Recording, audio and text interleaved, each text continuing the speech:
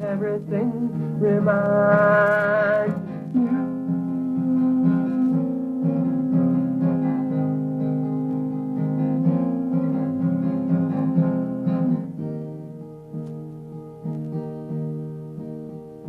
Of how beautiful you are.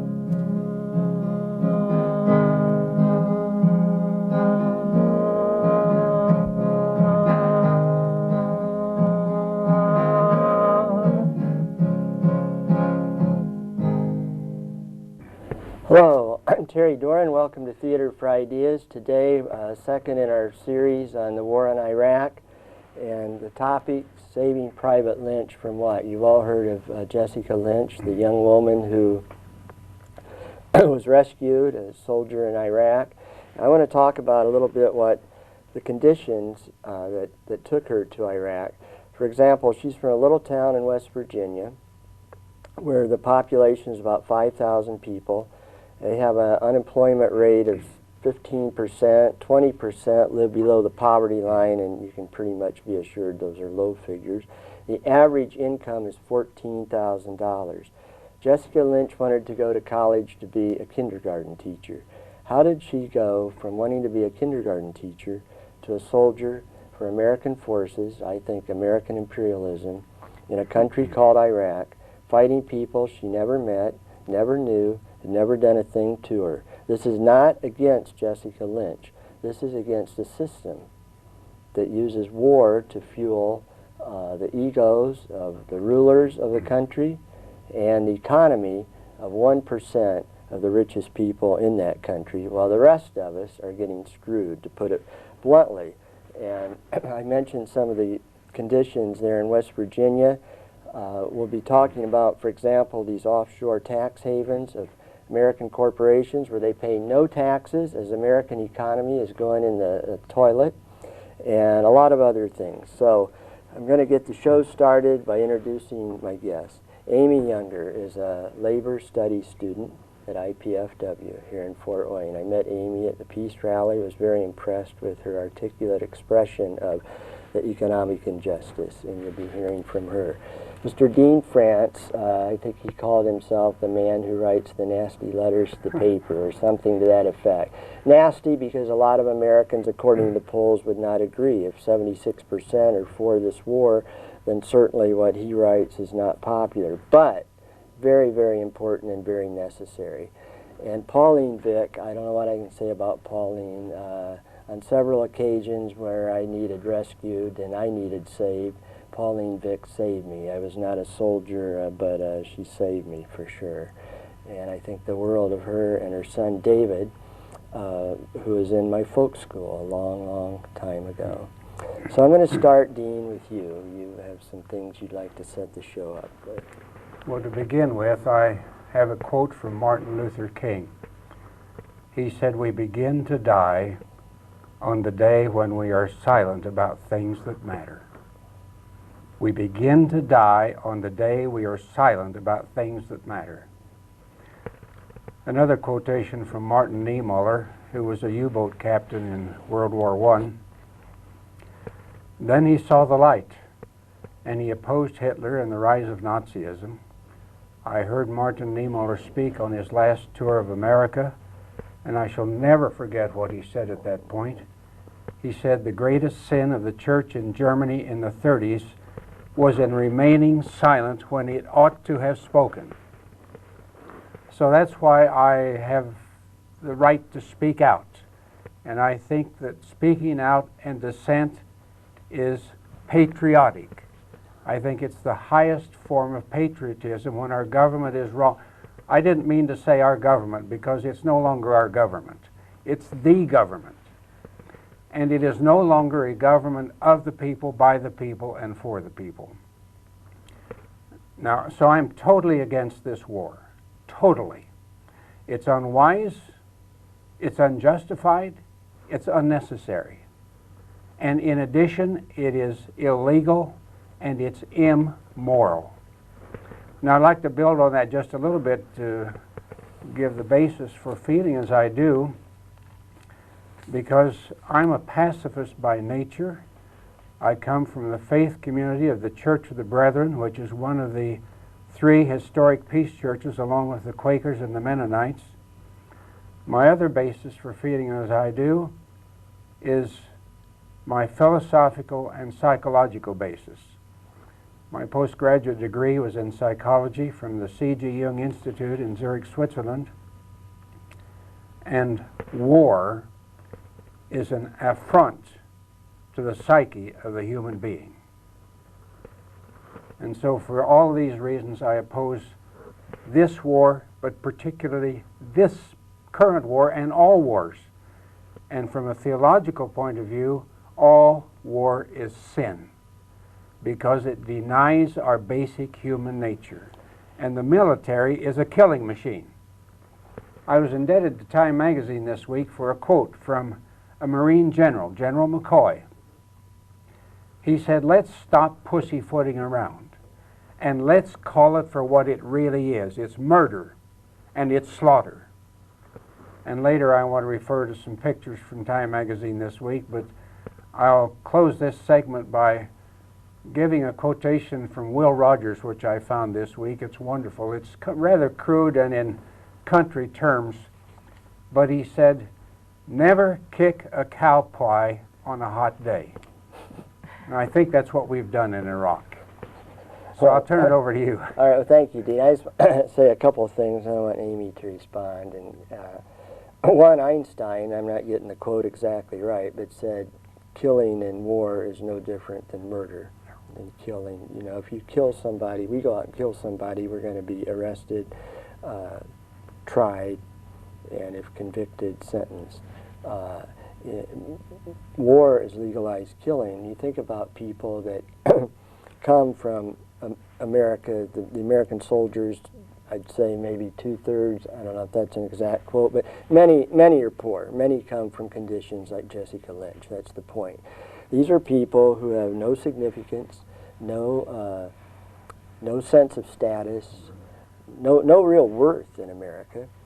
They get to a place like Iraq, they're given a gun, they're said to kill, they're indoctrinated to kill, and think of the power. This is another thing to talk about today, the power. Suddenly you go from being a nobody to having the power over life and death. And the other thing is there's a general, I just read it yesterday, and of course I can't find his name, but he's a Marine, highest ranking Marine general. I don't know, I think it was not about the Iraqi war, but just war in general. He said he's a hired hand. Corporate America, hired hand to do their bidding. So Amy, you have a lot of interesting things to say. I think it's important to comment that the United States has never embarked on a war before, that there hasn't been a clear economic interest. And for our government to try to sell it to us that this is somehow unusual, that we are there for, because we're righteous, we want to liberate the Iraqi people, I find extremely insulting just to our intelligence.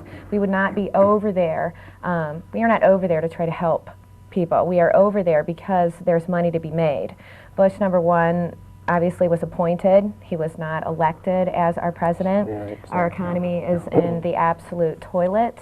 No. And what better way to generate or push our gross domestic product up besides to start a war and sell more arms, have our soldiers over there. There's lots of money and careers to be made from our participation in this war. It doesn't have anything to do with liberation, and I'm so sick of the term weapons of mass destruction I could throw up. I mean, a weapon of mass destruction, and my feeling is the media, and what the media has done in this country with bombarding us with all this useless propaganda all the time, just shoved down our throats on how it's patriotic and we're supposed to be there and we're supposed to do this, and all these general blanket statements that Bush makes that doesn't say anything at all. I loved his comment when he came on and said that the United States was issuing a blanket alert from a general threat.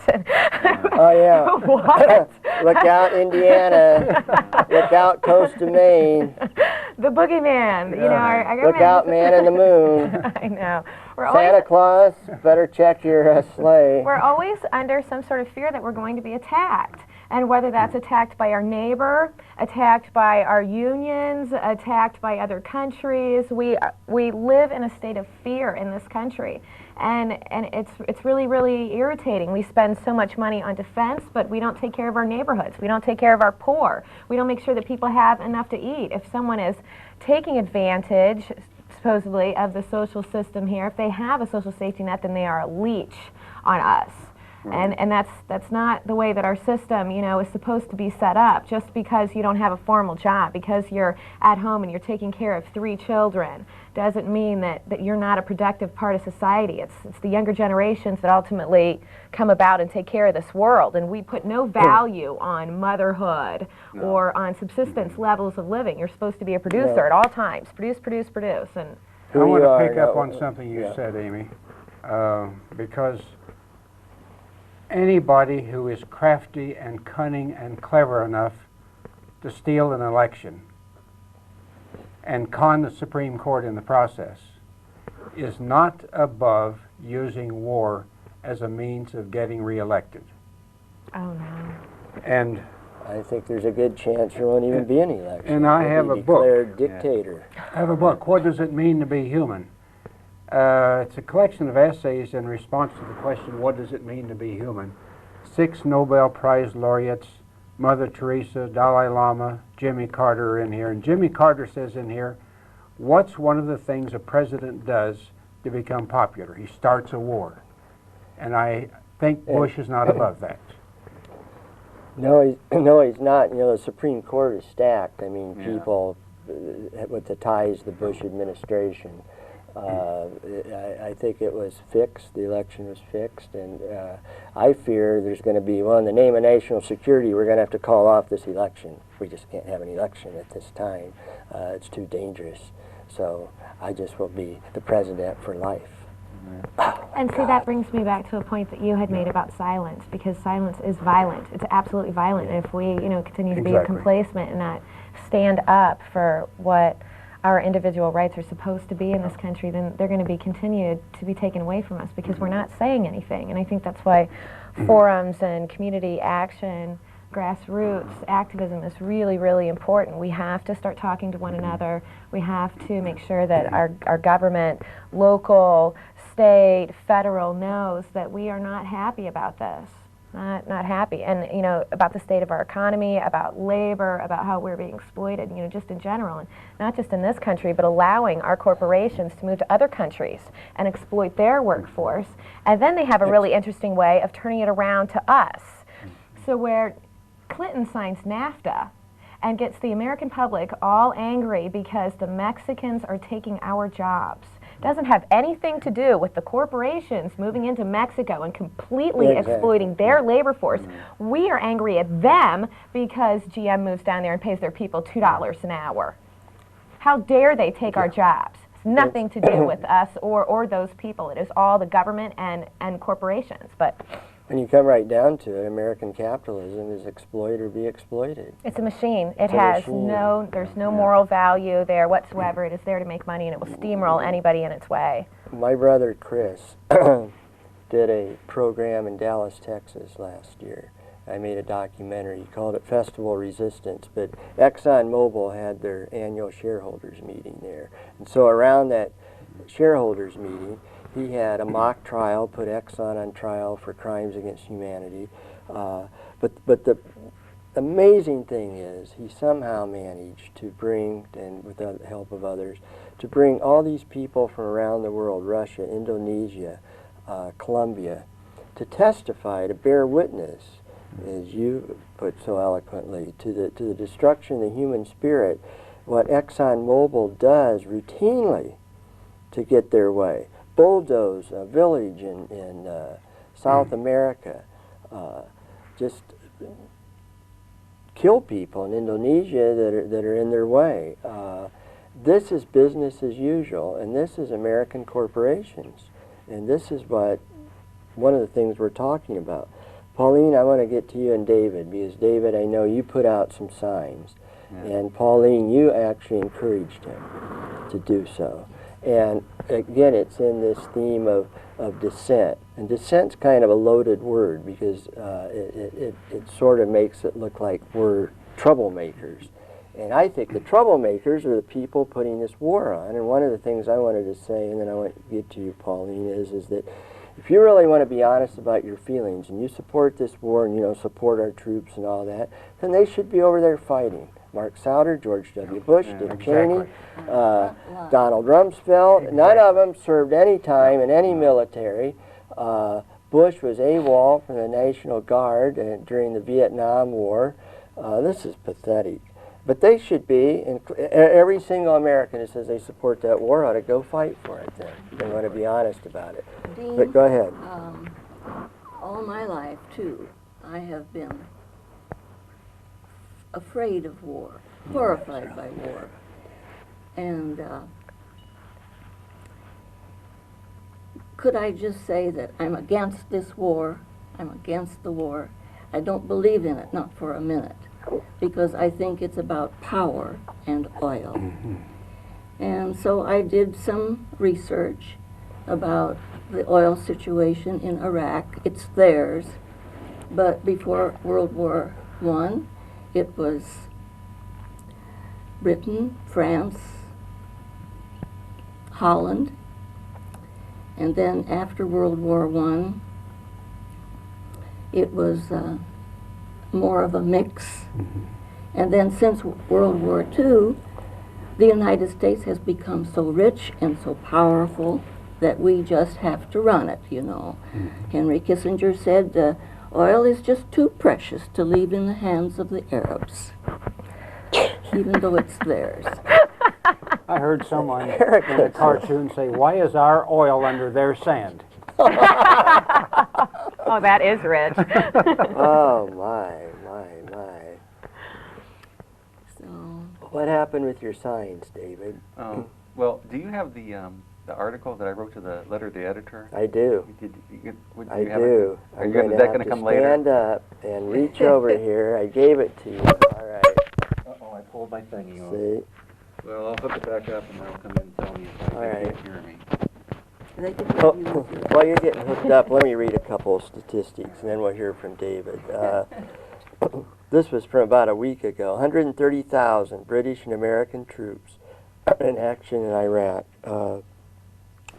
The Allies have launched 725 Tomahawk cruise missiles, flown 18,000 sorties, dropped 50 cluster bombs, and discharged 12,000 precision-guided munitions. There have been an estimated 1,252 Iraqi civilian deaths, 57 Kurdish deaths, and 5,103 civilian injuries. But of course, we have nothing against you, the people of Iraq. 88 Allied troops have been killed in the conflict, 27 of whom are British, most of those from so-called friendly fire. You know, they shot down an airplane. Now think about this. In the first week of this, and I hesitate to call it a war because Iraq is basically a defenseless country. Yeah, it's an Terrorist action? Terrorist Yeah, action. it is. And they shot down, the Americans, shot down an airplane, which was a British airplane. Now, Iraq has no airplanes in the sky, so what did they mistake it for? That's what I want to know. Oh, stop. 9 journalists have been killed. And so far, 0 weapons of mass destruction have been found.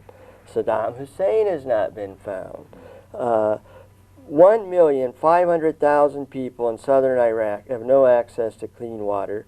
200,000 children in southern Iraq are at risk of death from diarrhea. 17 million Iraqis are reliant on food aid, which has now been stopped. 600 oil wells and refineries are now under British and American control. $80 billion has been set aside by U.S. Congress to meet the cost of war. You can get a lot from statistics, and you can also twist them to your own advantage. But the point is, this is a terrible war from any way that you look at it. And David, go ahead. All right. Well, back in January, when war fever really started reaching a fever pitch, I wrote a letter to the Decatur Daily Democrat, and they actually published it, which shocked me. I'll read it.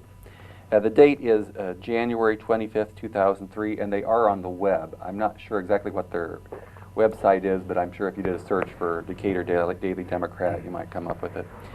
And from Saturday, January 25th, 2003, it's on the editorial page, the People's Voice, and they've put this in, anti-war, not anti-patriotism. This is my letter. Concerning the visit of Representative Pence and Mr. Krepp's Publisher's Pen article of January 22nd, I find it predictable but not surprising that Mr. Kreps is keeping with the tried and true tactics of Rush Limbaugh and Michael Savage, resorting to name-calling and belittling those who disagree with them. By imposing polarizing language, they attack anyone who disagrees with the wisdom of George W. Bush and others who wish to fight a war for oil, a war, incidentally, they won't have to die in. Anyone who opposes their will is portrayed as unpatriotic and foolish. Mr. Bush would have us forget that the CIA created the Al-Qaeda network to fight the former Soviet Union in Afghanistan. The fact is, the U.S. government of Ronald Reagan armed Saddam Hussein in the Iran-Iraq War of 1980 to 1988. In a region of the world that is already a powder keg waiting to explode, anger will be waiting for the U.S. The result will not be tens or hundreds, but thousands of bin Ladens. Hopeful, encouraged, hardly. Praying, amen. And that last part was because Mr. Kreps, who is the publisher of the Daily Democrat, had a whole long article. His article was at least 6-7 times longer than mine. And at the end of his article, he said we needed to be prayerful and hopeful of victory. Pray. Yeah, pray. I can give you an exact quote about bin Laden's. Hosni Mubarak, president of Egypt, Yes. said in Yes. Time magazine, quote, "There will, as a result of our action in Iraq, there will be 1,000 Yes. bin Ladens created." Right. Yeah, I read So look that what too. kind of a future we have to look forward to. I've written our children, and I said, I had hoped to leave you a better world. When I was younger, I thought the world would be better and more decent. That, I hoped, would be my legacy to you. It's not going to be true. I'm sorry. I'm going to leave you a world much worse than the one in which I entered. And for that, I'm so sorry, because it could have been otherwise. Oh, I have to echo that. I have a 3-year-old daughter, and Amy has a 3-year-old son, and I know that I just fear so much for her, and I feel so bad. I mean, I feel that I have tried all my life to bring a little bit of enlightenment, a little bit of justice, a little bit of improvement to American society, and to end up with this kind of society that we have, where a CEO gets $1,000 an hour, and the average worker in that company gets $16 an hour. How can this be a great country? Just that statistic alone. Then you look at the homeless. You know, it wasn't long ago, maybe a month, 6 weeks ago, you probably all saw it, newspaper, Fort Wayne newspaper, record number of homeless students in Fort Wayne community schools. Homeless. Homeless! Not just poor, nowhere to live. In Fort Wayne, the city of churches. Right. Then that's followed by Fort Wayne has to lay off 100 teachers.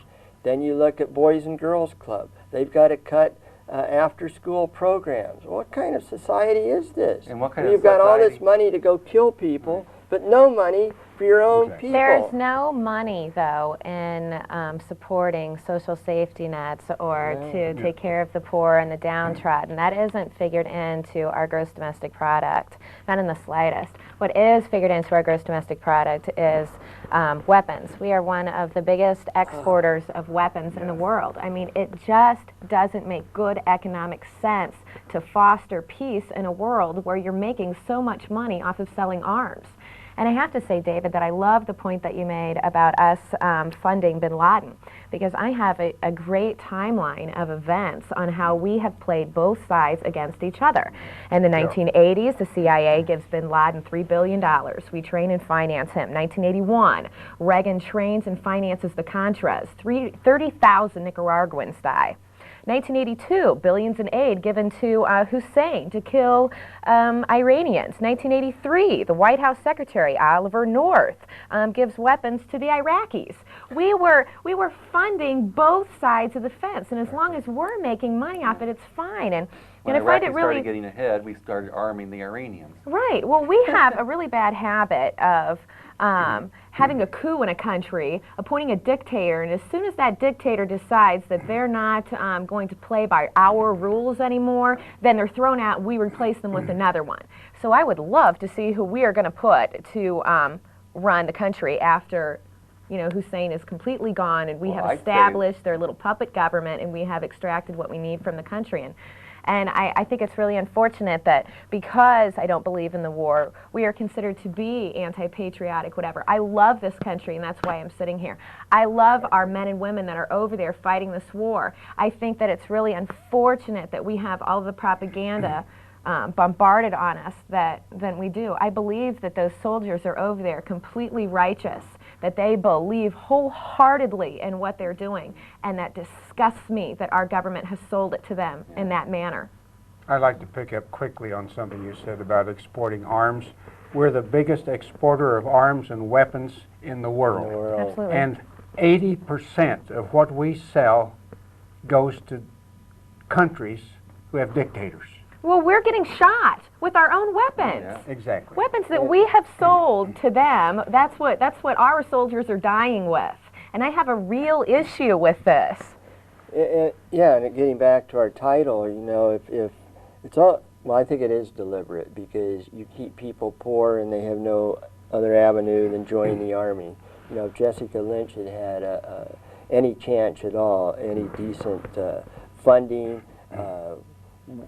in America, I mean, schools, colleges should be free to American citizens. Do you know what the likelihood, though, is that anyone else is, there's only 1% of the population that actually is able to pull themselves out of the economic bracket in which you're born into. You can always go down, but you never get out of what you're born into. I mean, it's really, really rare, and that's why this whole American dream, you know, is really a scam. If you're born poor, you're going to be poor because you don't have the access to the education, the health care, and the housing, whatever, to be able to get out of it, to be a productive citizen. I mean, if we want to do something with the billions of dollars that we devote to defense, we should give that to the education system. Speaking Absolutely. of defense costs, may I throw some statistics at you, which I think will knock your socks off? This year's military budget in this country is $396 billion. Now, how much is $1 billion? Well, let me put it this way. If you take that $396 billion we're spending on the military this year, you could take $1,000 bills, lay them end to end, and they would circle the world twice to equal $396 billion. And that's money down a rat hole, which we're using to fuel a killing machine when all of our social programs have gone downhill. And the scary thing is, it must be deliberate. I mean, there must be a reason for Bush and this government to want American people to be treated so badly. You know, I think you had mentioned, Amy, the joke of to say that we're liberating Iraqi people, liberate me. I don't have any health insurance. You know, why don't I have health insurance? Well, what's my crime? Mark Souder has health insurance. George W. They'll Bush argue has that's health socialism. insurance. Oh, but it's not socialism when they get it. Well, what's public schools? That's different. Public They schools? look at it as that they get it through the capitalistic system. They would say, I've empowered myself. I have earned this. We're so wonderful and free. Yeah. Now, you know, when she was saying, it's hard to bring yourself up from the bottom. That is true. However, you can empower yourself. If you really, really, truly want to, you can better yourself. It is harder. It is more difficult to better yourself and bring yourself into a space where you are economically well off, spiritually full. Your life is full of culture, and have all those things. However, the most difficult, I would say, harder than bringing those things to yourself when you're poor, although that's harder, is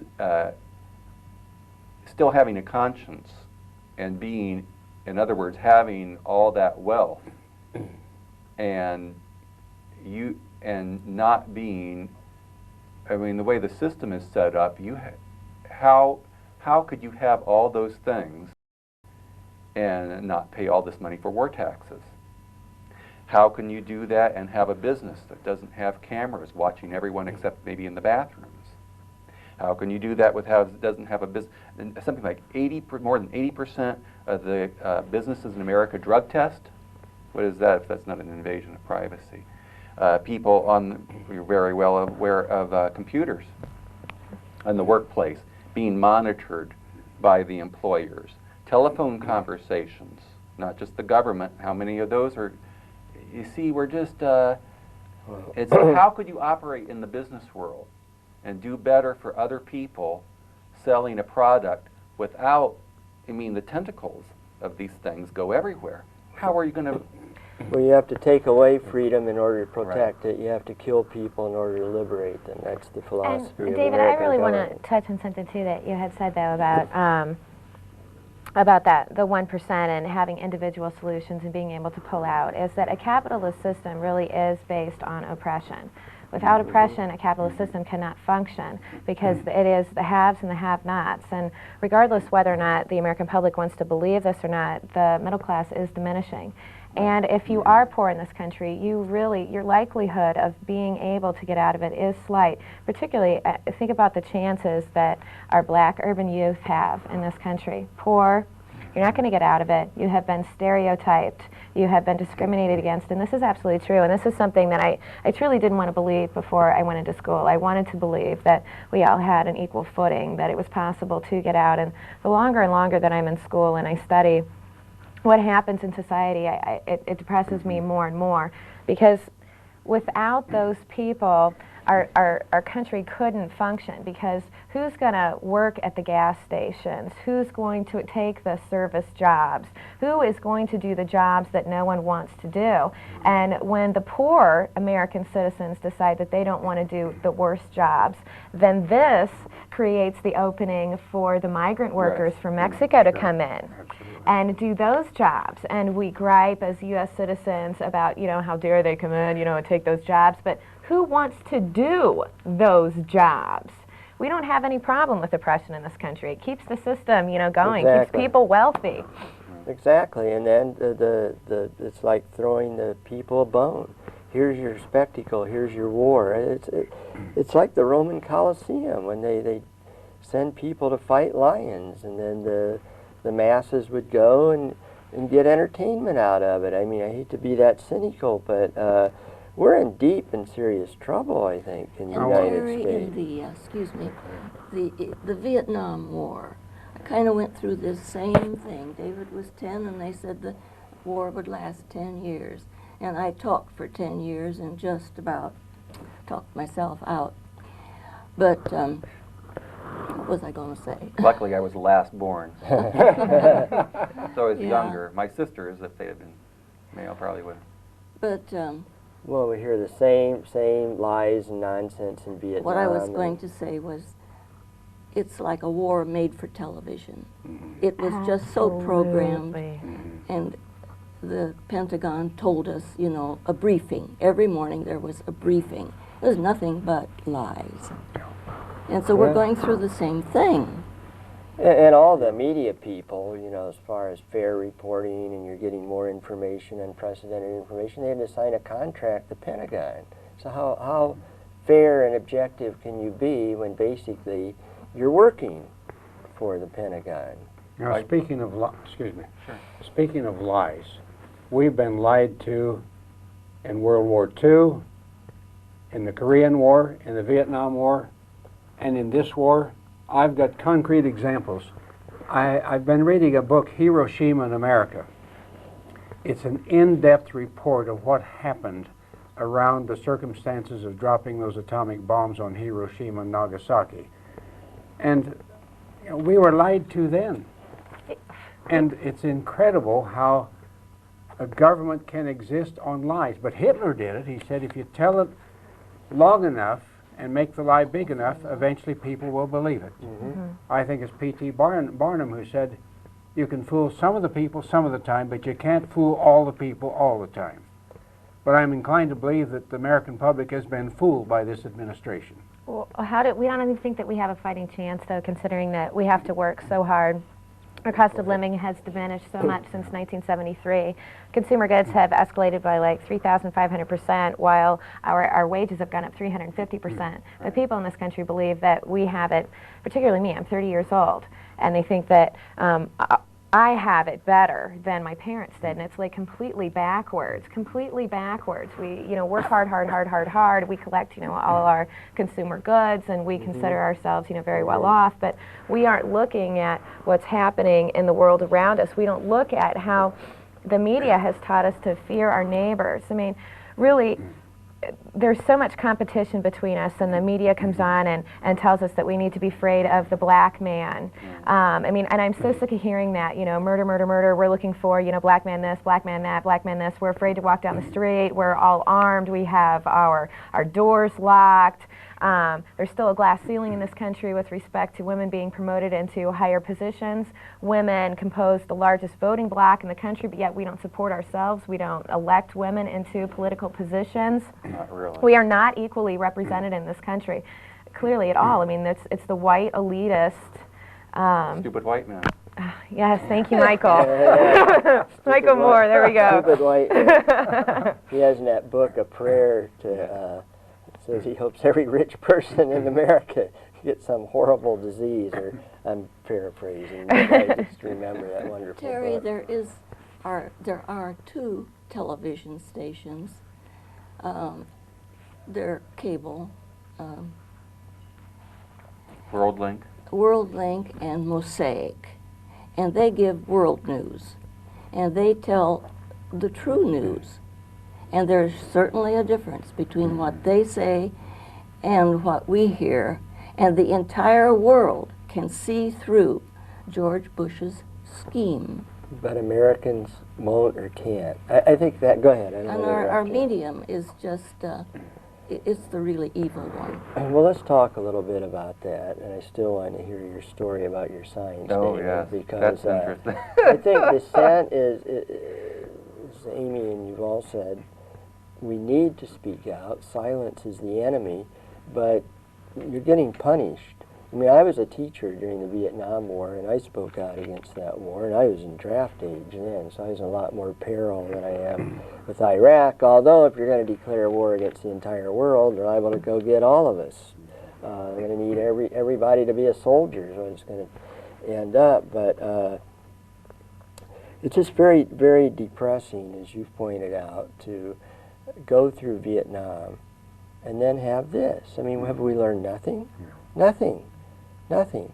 And I'd like to talk about why we can see things so much differently than other Americans. I mean, and we don't have to personalize it, but why people will believe this stuff and other Americans don't, that have basically the same background, same upbringing. Terry, I've had the same experience just lately. Some people my age, older women my age, they don't know what I'm talking about, and then I'll meet another one who knows exactly and thinks exactly as I do. Yeah, so they are around and about. Oh yeah, there's a lot of Americans, and one of the things I take hope from is the number of people around the world and here in America who are speaking out eloquently and protesting, and the internet, of course, can be bad, but a group called Move On, which does all this action to try to stop the war in Iraq with phone calls, faxes, rallies, setting up meetings with congressmen. Now they're trying to stop this offshore tax haven thing, and they ask you to call all your Congress senators, tell them you're against this. They'll give you the number of the bill to refer to. There's another one called True Majority, which will allow you to send a fax just with the press of a button. David had given me a paper to sign to send in to say George Bush should be tried as a war criminal. Well, on the internet they got that. You press the button and it's sent. So I take hope from all of that, but I also worry about police shooting protesters in Oakland. David signs being ripped down with the police saying, I'm not going to do anything because you deserve to have them stolen because of what the message on the sign said. You see high-profile people like the actress who was going to, what's her name, Susan Sarandon. Susan Sarandon was going to give a talk at United Way in Florida. She was fired in a sense because of her views on the war. Now there's going to be some kind of a exhibit that they were going to, she and her, is it her husband? He's an actor too, Tim Robbins. Yeah. They were in the movie Bull Durham, which was about baseball. I think there's going to be some kind of a tribute about baseball centered around this movie, and they were told not to participate in that. Right. No dissent. So dissent really, really, really needs to be out there, and we need to speak out. And I applaud all of you. You know, I just so thrilled to see 200 people or so at a peace rally in Fort Wayne, Indiana. Yeah, I think that's remarkable. I can tell you about what happened now. Yeah, go ahead. Well, for one thing, I'm not sure exactly when the first one started, but I'd say maybe a month, 6 weeks ago, I went to the first one on the Saturday that they have at the Courthouse Plaza. I believe it's organized by, it's either Center for Nine... Lambert. Yeah, David. Center for Nonviolence involved with the two, but also Fort Wayne Peace and Justice Action, isn't that what it's called, I believe? Well, the first one I went to, this is one of the things that really stands out, especially in the city of churches. I didn't see one minister there. I didn't see any religious leaders, period. Well, what happened to thou shalt not kill, thou shalt not lie, thou shalt not steal, all things our present regime is guilty of? Where are all these ministers in the city of churches? Okay, also, I'd like to say that we plan on being down at the post office April 15th for Tax Revolt Day. All our money is being spent. But getting back to the original topic, the first Saturday I went to, they allowed me to take a sign home. It wasn't mine. I believe it was Fort Wayne Peace Action Association. Anyway, I took it home, and it was just like a styrofoam sign in the shape of a stop sign painted red with "Stop the War" on it on a stick. And I had it in the van, and I just showed it to Mother. And she suggested that I put it out in our yard, so I put it out in our yard. The next morning it was gone. So I was making another one for the next day, and I thought, well, if people don't like my message and they feel they have the right to squash my dissent, I'll just show them what I really feel about America. So I went down to Kmart and I bought a U.S. flag, and I went back home and I had some other materials. And I made a sign, which I put out on a chair, wired to a chair, and it said, just say no to Nazis and Bush fascists. and it had an upside-down flag on it, because I don't really believe we're living in a democracy anymore, and a couple of swastikas on it. I don't believe it was even up more than a few minutes, and it was ripped down. So, being who I am, I proceeded to make another one. Good for you. This time I put my van out into our driveway and put it on, was preparing to put it on top of my van. I didn't have it completely finished, and but I did have part of it up there. And a man came over and I was still working on the other part of it in my garage. And I should explain, we live in condominiums, so we have neighbors very close. And I don't know who this man was. I think I found out later he might have been a veteran. He asked me if I was in distress. And I said, I don't know what you're talking about. And he said, well, upside down flag is signal as distress. And I knew that he was just playing with me. He knew exactly what I was doing. But I just really didn't know the person. I really didn't want to speak to him. And I told him, I said, I don't know who you are. I don't know why you're here. I really don't want to speak to you. And I wish you'd leave. He wouldn't leave. I asked him again.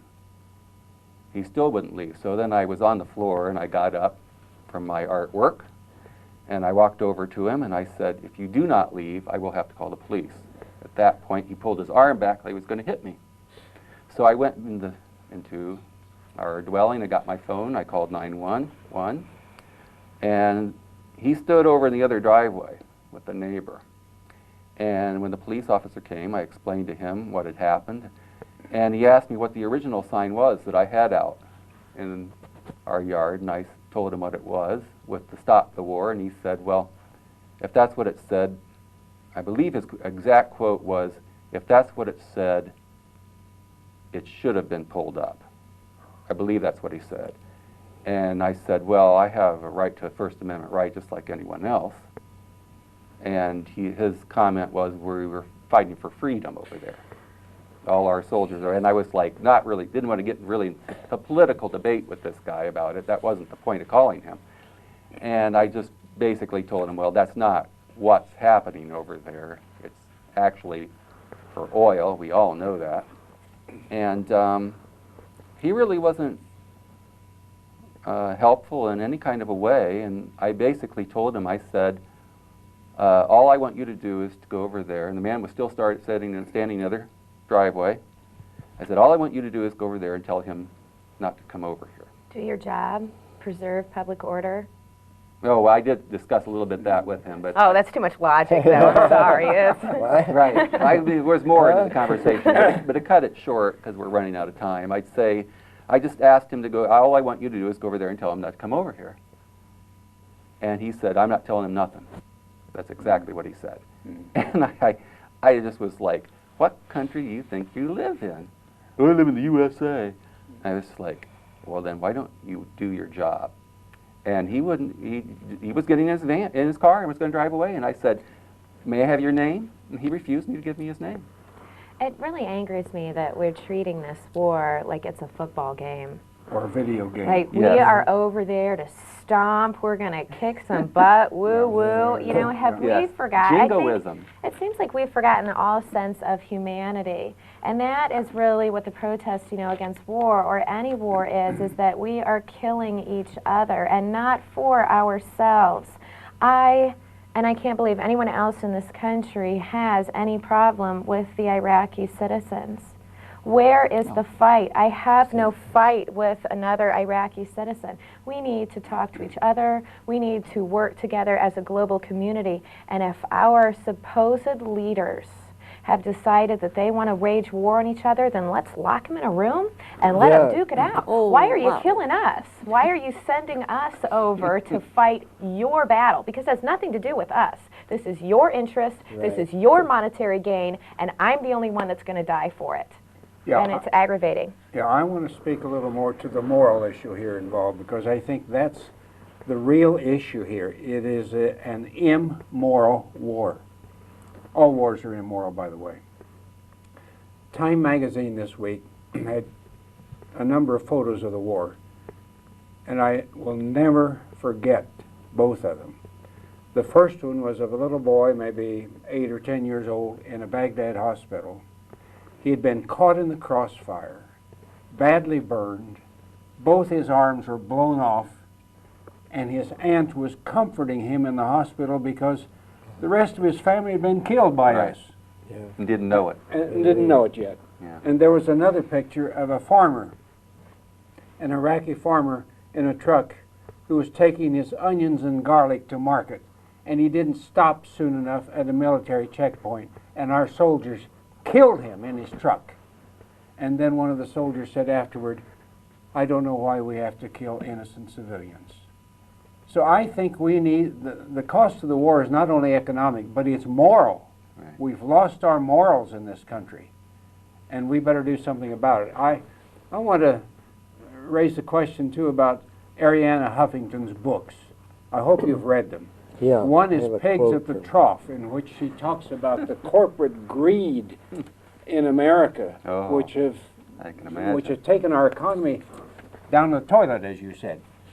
And the other book, which is a wonderful book, is How to Overthrow the Government. And she makes 2 points. The first is that democracy has been hijacked. And she said our government is rotten at the core. And she said that's not going to change until enough people get mad enough to do something about it. Like vote, maybe? And that drives me absolutely insane. I hear it all the time. People say, well, my vote doesn't make any difference, so I'm not going to vote. And it's like, well, if all 11 million of you that can vote that aren't registered, why don't you register? And then you'd see a real shift in this country. Yeah. But our two-party system hasn't done anything but hurt us, We but don't- hinder Exactly. us. We need another voice in this country. And unless, you know, the silent majority decides to go out and make their voice heard, we're not going to have any other chance. And I love to tell people, if for no other reason that your government doesn't want you to vote, And we don't have a two-party system anymore, let's face it. One party. no, it's One party. They all yeah. serve money, power, influence. And how can they not, though? The way that our election, Exactly. our soft money and the hard money is established, you have to have so much money to run for office, and that's really, really irritating. I want to go back to the days when a civil servant meant that you were honored to represent your government. You weren't doing this to get rich, to be a career politician. You actually wanted to represent your constituency. serve and the we don't people. have that anymore. Well, I they don't, say that, but Yeah. they oh, don't. but rhetoric, Yeah. rhetoric. It's all rhetoric, and I get. Amy, how can we have another election since our last election was bought? And the money is so powerful and such a, they call it a war chest, you know, a political war chest. How can we have another election? Well, I think what the important thing is, it seems like I had a professor, rest him, Dave Downs. I absolutely loved him. He was a political scientist at IPFW, but he had made the comment in one of my classes that the Americans have a scant attentiveness. Because at this point, this was before the Bush election, whatever, that somebody had made the comment that the electoral system needed to go, and he's like, it's never going to go. People gripe in between elections, but when it comes around to it, nobody says anything. And the Electoral College, there is no need for it anymore.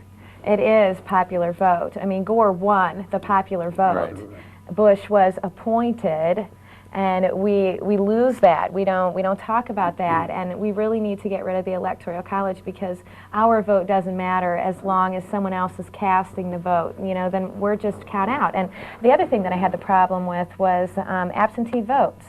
I didn't know that absentee votes weren't counted until 2 weeks after the election. So someone is appointed, those are never even, you know, been looked at. So what's the point in filling out the card? I mean, what are they going to do? Unappoint the president? It makes no difference. You know, the disabled, they can't get into the polls. Their But is votes there don't any- matter. Is there any hope that any, you know, statesman, a statesman-like person, a good person, can ever again win an office when it's all That's it. money? Right.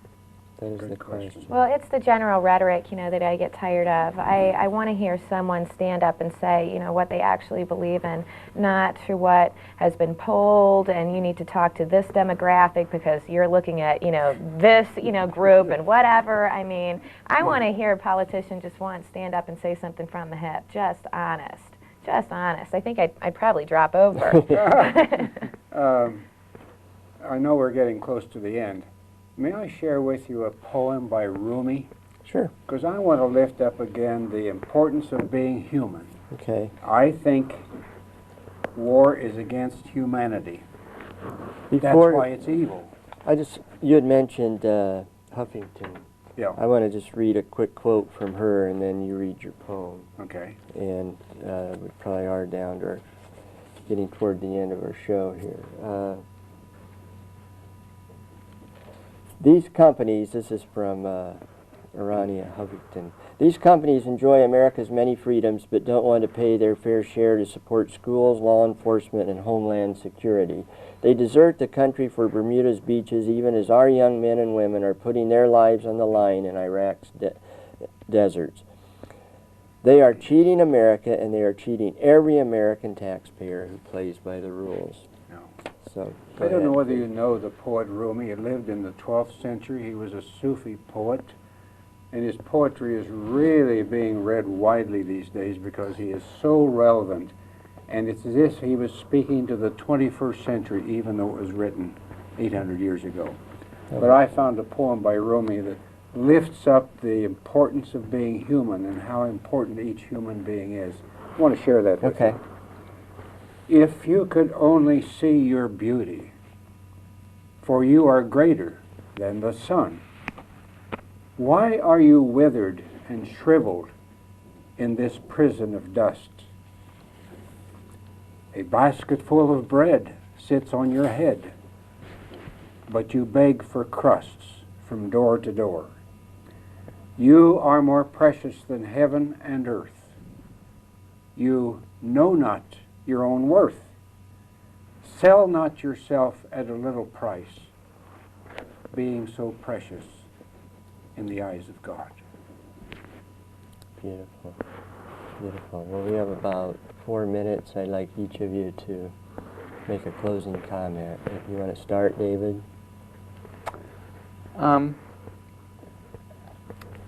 Well, I think that there's a climate in America that has drastically changed since I was a little boy. I remember the middle of the Vietnam War, and every evening we saw the blood and gore on TV. So although there was a lot of lying, it was like Americans, I think, really knew that they were being lied to. When the Pentagon would come on with their briefing and say there's light at the end of the tunnel and the body counts, I think all of America pretty much knew that they were being lied to. I mean, that was my perception as a child. And I think that as awful as that was, and as awful as Nixon was, I think it's much, much worse these days. I think that Americans are much more closed-minded. They're much less willing to even tolerate any kind of dissent. Now, we had people beat up and hit in those times, but I think the atmosphere of America, the vibe, the energy, the consciousness of the country, I think, is very, very tense and fearful, almost to the point of paranoia. Thank you. Pauline? I wish we could talk 2 more hours. I wish we could too. We'll do more shows. We'll do more shows, but thank you.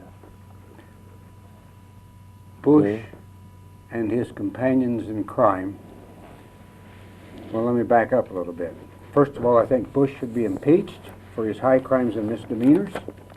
Secondly, I think he should be tried by the World Court as a war criminal. Yes. Because they have wrapped themselves in the flag, they've insulated themselves from reality, and they're mad. Our own poet, Henry Wadsworth Longfellow, said, "Those whom the gods would destroy, they first make mad." And I think we are seeing the culmination of the ultimate evil and the ultimate madness in this country of ours. Beautifully stated. Amy? The last thing I suppose that I would like to say is just to reiterate on the fact that we are here in support of our community, of humanity, and of life in general. That we want no more blood spilled for economics, for monetary gain. We love the people of this country as well as other countries. And I think what's really important is making sure that we all have access to education, clean water, food, and housing. And you will see these supposed underdeveloped countries develop, and our productivity will continue to rise. But that won't happen through war and devastation. Thank you. I want to thank all of you. You've been a terrific panel.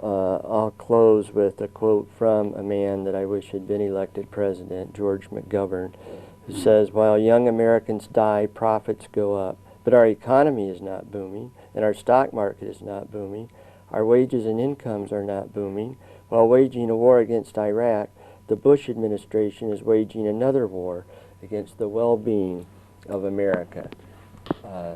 So anyway, David Vick, Pauline Vick, Dean France, Amy Younger, thank you. Terrific, terrific. Thank call. you. Thank you for having Thank you, us. Terry. Of how beautiful you are.